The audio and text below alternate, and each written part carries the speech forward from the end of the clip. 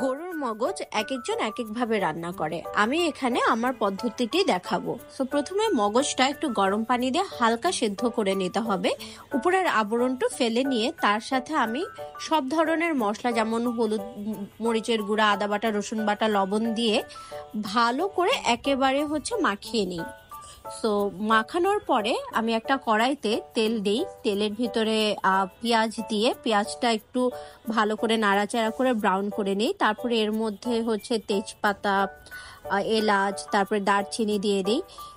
ভালো করে পেঁয়াজটা লালচে হয়ে আসলে তার মধ্যে মাখানো মগজটা আমি দিয়ে সুন্দর করে নাড়ি এবং ভালোভাবে নাড়াচাড়া করতে হয়।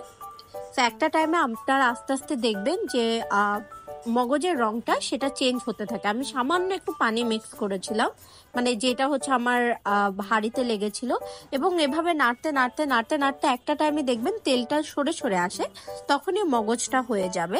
মগজটা হয়ে এলে কড়াই থেকে বাটিতে ঢেলে পরিবেশন করুন। মগজটি গরম ভাত কিংবা পোলাওয়ের সাথে খেতে ভালো লাগবে।